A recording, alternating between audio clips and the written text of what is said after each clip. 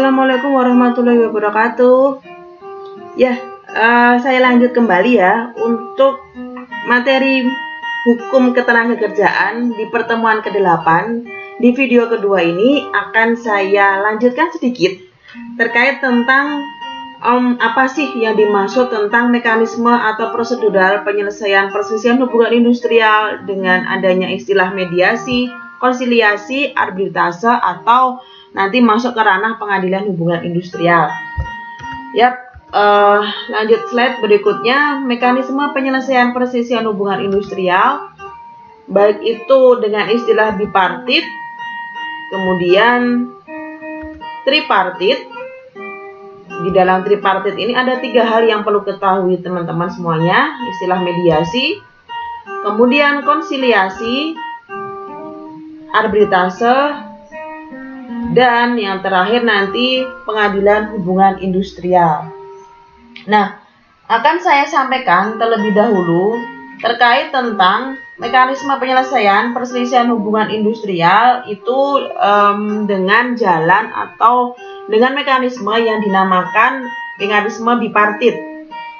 Nah, pengertian dari bipartit ini menjadi sebuah atau suatu metode, salah satunya sebagai mekanisme dalam proses penyelesaian perselisihan hubungan industrial, yang mana dapat didefinisikan bahwa bipartit adalah tata cara atau proses perundingan yang dilakukan antara dua pihak, yaitu pihak pengusaha dengan pihak pekerja atau buruh atau serikat pekerja atau serikat buruh.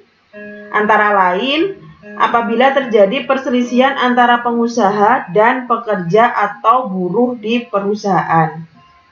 Nah, jadi jelas ya bahwa di sini mekanismenya bagaimana caranya untuk menyelesaikan permasalahan atau konflik dengan cara melakukan adanya suatu proses perundingan antara siapa? Ya, antara dua belah pihak, yaitu pihak pekerja dengan pihak pengusaha. Pihak pekerja kan bisa terdiri dari buruh atau serikat pekerja atau serikat buruh. Pihak pengusaha kan itu bisa sebagai pemberi kerja atau pengusaha yang memiliki perusahaan tersebut. Jadi di sini bisa dikatakan proses penyelesaian hubungan industrial dengan proses melalui cara perundingan antara dua pihak, baik pihak pekerja dengan pihak pengusaha. Nah, di sini hal ini berdasarkan kepada Surat Edaran Direktur Jenderal Pembinaan Hubungan Industrial nomor SE.01-D.PHI-11 Romawi-2004. Sudah jelas didefinisikan bahwa mekanisme penyelesaian perselisihan hubungan industrial secara bipartit itu ya proses penyelesaian atau tata cara dengan melakukan adanya suatu proses perundingan yang dilakukan oleh dua pihak di dalam lingkup suatu perusahaan itu, baik pekerja dengan pemberi kerja. Nah, perundingan bipartit ini pada hakikatnya merupakan upaya musyawarah untuk mufakat antara pihak pengusaha dan pihak pekerja atau buruh atau serikat pekerja atau serikat buruh. Begitu ya, teman-teman semuanya. Nah, kemudian lingkup penyelesaian perselisihan hubungan industrial melalui bipartit ini meliputi 4 perselisihan yang saya sebutkan di awal tadi. Harus teman-teman bisa bedakan ya, bagaimana jenis perselisihan yang harus diselesaikan melalui proses bipartit terlebih dahulu, bagaimana jenis perselisihan yang tanpa harus disertai dengan proses bipartit terlebih dahulu, itu apa saja ruang lingkup jenis perselisihannya. Seperti itu harus bisa dibedakan oleh teman-teman. Makanya tadi saya bikin kolom untuk bisa membedakan proses mekanisme penyelesaian jenis perselisihan apa saja yang perlu diselesaikan melalui jalur bipartit, harus melalui mediasi terlebih dahulu atau hanya mediasi kemudian langsung ke pengadilan hubungan industrial. Nah, saya ulangi lagi bahwa jenis perselisihan yang diselesaikan melalui bipartit meliputi 4 jenis perselisihan ya. Yang pertama perselisihan hak, kemudian perselisihan kepentingan, perselisihan PHK, dan perselisihan antara serikat pekerja atau serikat buruh dalam satu perusahaan. Seperti itu. Kemudian terkait tentang mekanisme penyelesaian, yang mana di situ kita kenal dengan istilah tripartit. Nah, mungkin juga dari teman-teman semuanya sudah sebelumnya pernah mendengar istilah tersebut. Istilah tripartit itu seperti apa sih dalam ranah ketenagaan? Jadi tripartit ini sendiri merupakan langkah atau proses ketika proses penyelesaian hubungan industrial melalui mekanisme bipartit itu dinyatakan gagal. Begitu ya. Ya, tadi saya belum sempat menyampaikan bahwa untuk bipartit sendiri proses penyelesaiannya durasi atau waktunya ketika memang benar-benar ternyata ini tidak mencapai mufakat atau ini gagal, ternyata ini berhasil. Seperti itu, proses penyelesaiannya itu diselesaikan paling lama 30 hari sejak tanggal dimulainya perundingan. Jadi bipartit proses penyelesaiannya ini 30 hari sejak tanggal dimulainya perundingan. Nah, apabila dalam jangka waktu 30 hari tersebut salah satu pihak menolak untuk berunding atau telah dilakukan perundingan tetapi tidak mencapai kesepakatan, maka perundingan bipartit dianggap gagal ya. Jadi nanti teman-teman ini bisa dibaca untuk lebih lengkapnya di dalam pasal 3 ayat 1, 2, dan 3 Undang-Undang Perselisihan Hubungan Industrial. Undang-Undang nomor 2 tahun 2004. Oke. Kemudian saya lanjut yang tripartit lagi, bahwa tripartit ini dilakukan ketika upaya bipartit gagal. Nah, kalau sudah berhasil kan, artinya para pihak ini sudah damai, artinya ya proses sudah selesai permasalahan. Oke, kemudian tadi seperti sudah saya jelaskan, ketika perundingan bipartit dinyatakan gagal, maka tahap kedua atau langkah selanjutnya yang perlu dilakukan adalah dengan melakukan perundingan melalui mekanisme tripartit. Tripartit ini sendiri yaitu melakukan perundingan dengan bantuan pihak ketiga untuk menyelesaikan masalah. Nah, ini yang menjadi pembeda proses penyelesaian antara bipartit dengan tripartit ya, mahasiswaku semuanya, bahwa kalau bipartit itu kan dua pihak, baik pekerja dengan pengusaha. Tapi kalau tripartit ini ada pihak ketiga yang membantu dalam melakukan atau dalam mengambil suatu keputusan untuk penyelesaian permasalahan antara pekerja dengan pemberi kerja. Seperti itu ya. Nah, langkah atau cara yang bisa diambil adalah salah satu atau kedua belah pihak mencatatkan perselisihannya kepada instansi yang bertanggung jawab di bidang ketenagakerjaan, yang mana teknisnya nanti ketika instansi tersebut kemudian menunjuk pihak yang bertanggung jawab di sini ya instansi atau bidang yang membawahi di bidang ketenagakerjaan, seperti instansi atau dinas ketenagakerjaan yang berada di wilayah setempat perusahaan tersebut berada. Caranya melaporkan permasalahan tersebut, kemudian melampirkan bukti bahwa upaya penyelesaian melalui perundingan bipartit atau perundingan kedua belah pihak yang telah dilakukan itu gagal. Maka kemudian pihak ketiga tersebut akan membantu untuk mencarikan solusi bagaimana penyelesaian permasalahan yang yang dialami oleh para pihak. Nah, ini nanti tercatat juga di dalam pasal 4 ayat 1 Undang-Undang tentang Perselisihan Hubungan Industrial. Silahkan dibaca ya, Undang-Undang nomor 2 tahun 2004. Nah, kemudian muncul adanya istilah mediasi, konsiliasi, dan arbitrase. Nah, di sini ketika proses dari bipartit, tripartit, kemudian ketika proses tripartit itu di instansi yang bertanggung jawab, yang mana instansi di bidang ketenagakerjaan dalam ranah ini, dalam proses penyelesaian tripartit ini juga upayanya 30 hari. Terus kemudian bidang ketenagakerjaan mengembalikan berkas, misalkan ya para pihak dalam mengajukan berkas tersebut belum lengkap, maka dalam waktu 7 hari, terhitung 7 hari sejak tanggal diterimanya berkas tersebut, makanya bisa dikembalikan terlebih dahulu oleh bidang ketenagakerjaan. Tapi kalau sudah lengkap, maka instansi yang bertanggung jawab di bidang ketenagakerjaan tersebut memiliki kewajiban untuk membantu proses penyelesaian permasalahan tersebut. Nah, kemudian setelah menerima pencatatan dari salah satu pihak atau para pihak, instansi yang bertanggung jawab di bidang ketenagakerjaan setempat wajib menawarkan kepada para pihak untuk menyepakati memilih proses penyelesaian melalui konsiliasi atau melalui arbitrase, atau penyelesaian melalui konsiliasi dilakukan ketika pihak yang bertanggung jawab di bidang ketenagakerjaan sudah menerima berkas yang lengkap, kemudian instansi tersebut menawarkan kepada para pihak apakah diselesaikan melalui konsiliasi atau arbitrase atau melalui mediasi. Makanya muncul ketiga hal atau istilah ini. Nah, di sini penyelesaian melalui konsiliasi dilakukan untuk penyelesaian perselisihan kepentingan, perselisihan pemutusan hubungan kerja, atau perselisihan antara serikat pekerja atau buruh.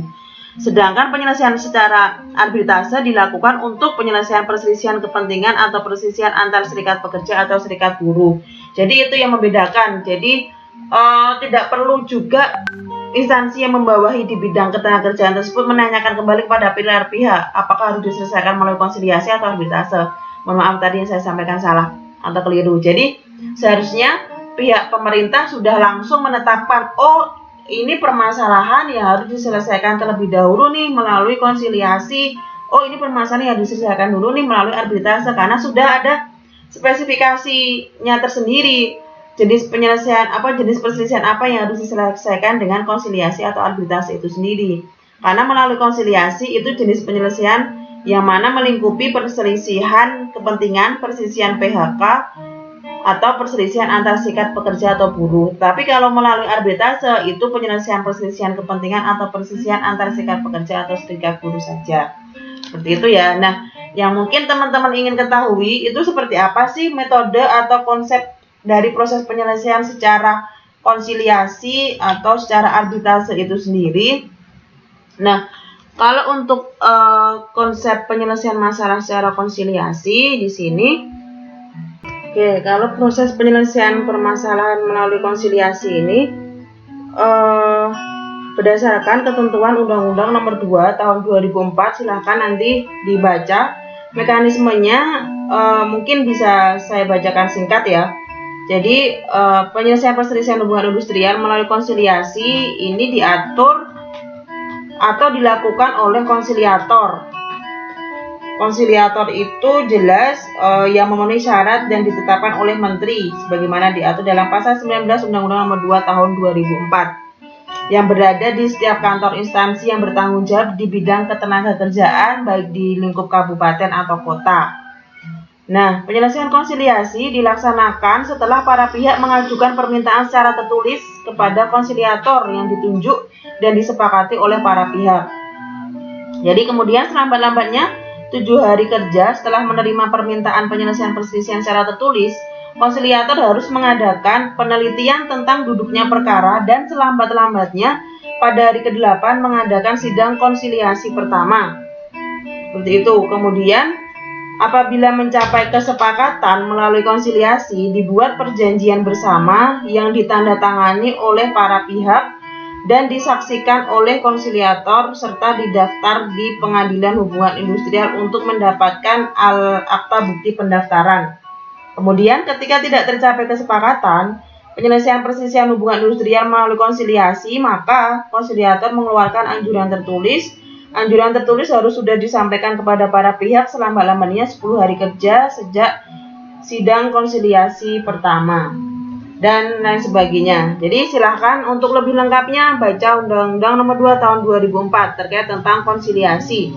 Kemudian terkait tentang arbitrase, di sini lingkup penyelesaian perselisihan arbitrase melalui 2 jenis perselisihan. Yang pertama perselisihan kepentingan dan yang kedua perselisihan antara serikat pekerja atau serikat buruh dalam satu perusahaan. Dijelaskan dalam pasal 1 angka 15 Undang-Undang Nomor 2 Tahun 2004. Nah, silahkan di sini juga secara prosedural mekanisme penyelesaian perselisihan hubungan industrial melalui arbitrase juga jelas ditetapkan bahwa penyelesaian ini dilakukan oleh arbiter namanya atau istilahnya arbiter. Kalau konsiliasi tadi oleh konsiliator. Kalau untuk arbitrase maka dilakukan oleh arbiter. Arbiter juga seseorang yang memenuhi syarat dan ditetapkan oleh menteri, sebagaimana diatur dalam pasal 30 dan pasal 31 Undang-Undang Nomor 2 Tahun 2004. Nah, kemudian penyelesaian melalui arbitrase dilaksanakan atas dasar kesepakatan para pihak yang berselisih. Kesepakatan para pihak yang berselisih tersebut dinyatakan secara tertulis dalam surat perjanjian arbitrase. Nah, kemudian apabila para pihak telah menandatangani surat perjanjian, para pihak berhak memilih arbiter dari daftar arbiter yang ditetapkan oleh menteri. Nah, semua tata cara ini bisa dibaca di Undang-Undang Nomor 2 Tahun 2004 tentang mekanisme penyelesaian perselisihan hubungan industrial melalui arbitrase. Kemudian terkait tentang mediasi, lingkup penyelesaian perselisihan hubungan industrialnya ini meliputi 4 jenis perselisihan. Yang pertama, perselisihan hak. Yang kedua, perselisihan kepentingan. Yang ketiga, perselisihan PHK. Dan yang keempat, perselisihan antara serikat pekerja atau serikat buruh dalam satu perusahaan. Mekanismenya juga silakan dibaca dalam Undang-Undang Nomor 2 Tahun 2004. Mekanisme penyelesaian perselisihan hubungan industrial melalui mediasi ini juga sama sebenarnya, kurang lebihnya seperti proses penyelesaian melalui bipartit ya. Proses penyelesaian melalui mediasi ini dilakukan oleh mediator yang berada di setiap kantor instansi yang bertanggung jawab di bidang ketenagakerjaan atau ketenagakerjaan di bidang kabupaten atau kota. Nah, ini juga selambat-lambatnya 7 hari kerja. Apabila tidak tercapai kesepakatan melalui mediasi, maka dibuat perjanjian bersama yang ditandatangani oleh para pihak dan disaksikan oleh mediator serta didaftar di Pengadilan Hubungan Industrial untuk mendapatkan akta bukti pendaftaran.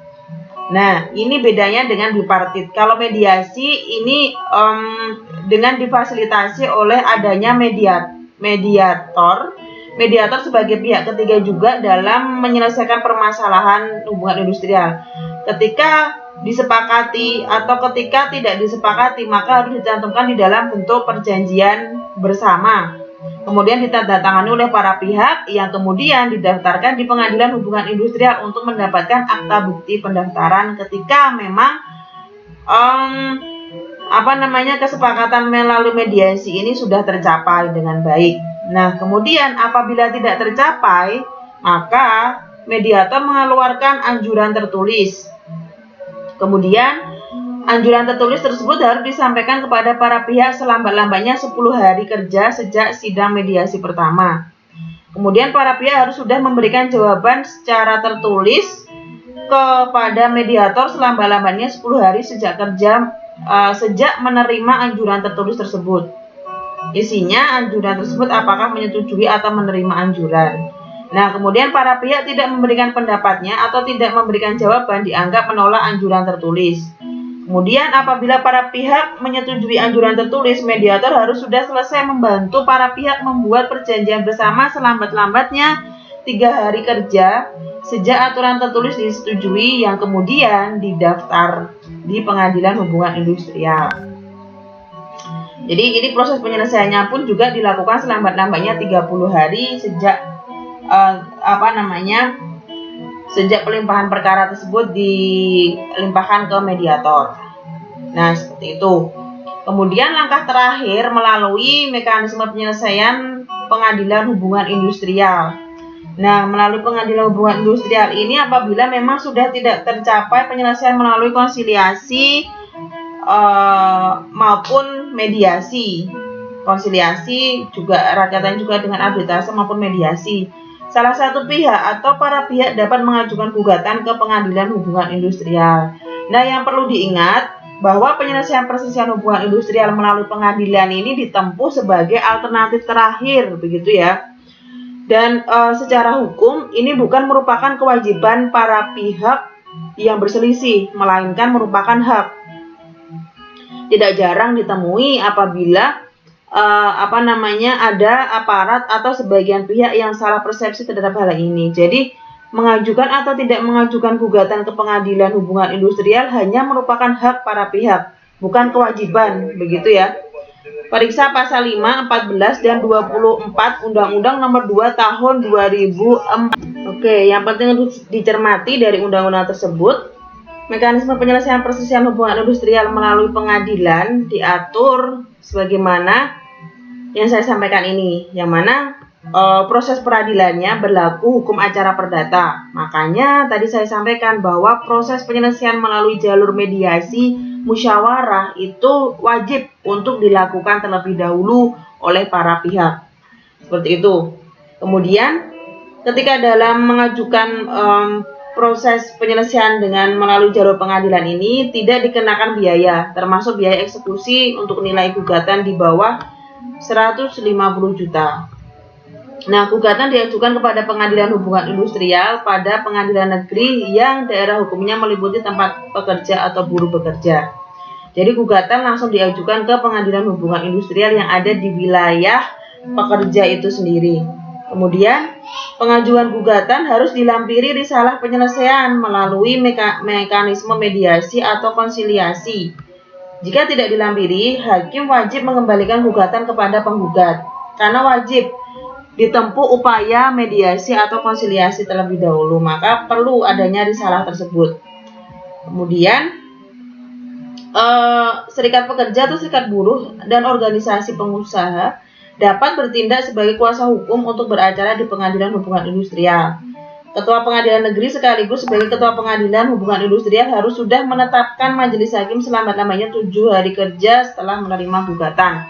Itu teknis pelaksanaan dari seseorang yang mengajukan gugatan terkait tentang perselisihan hubungan industrial ke Pengadilan Negeri. Nah, nanti di dalam pengadilan itu juga ada upaya-upaya penyelesaian, baik pemeriksaan acara biasa, pemeriksaan acara secara cepat, maupun sampai nanti dalam pengambilan keputusan ketika pengadilan tahap pertama tidak tidak salah satu pihak ada yang tidak terima, maka masih ada upaya hukum lainnya, yaitu upaya hukum di tingkat kasasi.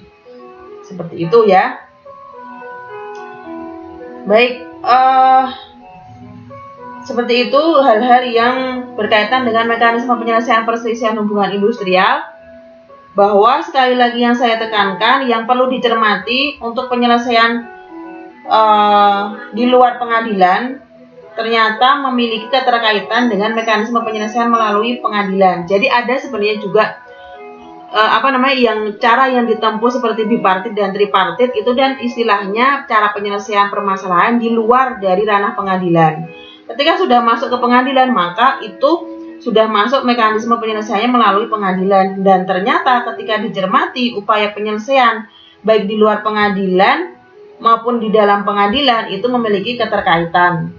Nah, dalam hal ini dapat dilihat di dalam ketentuan pasal 83 ayat 1 Undang-Undang Nomor 2 Tahun 2004 yang menyatakan bahwa pengajuan gugatan yang tidak dilampiri risalah penyelesaian melalui mediasi atau konsiliasi, maka hakim Pengadilan Hubungan Industrial wajib mengembalikan gugatan kepada penggugat. Nah, di sini sudah jelas kan ya. Jadi, upaya terakhir itu memang upaya yang ditempuh di pengadilan. Nah, sebelum menempuh upaya di pengadilan, maka para pihak harus menempuh dulu tuh upaya penyelesaian melalui jalur non pengadilan, yang mana melalui jalur mediasi maupun konsiliasi.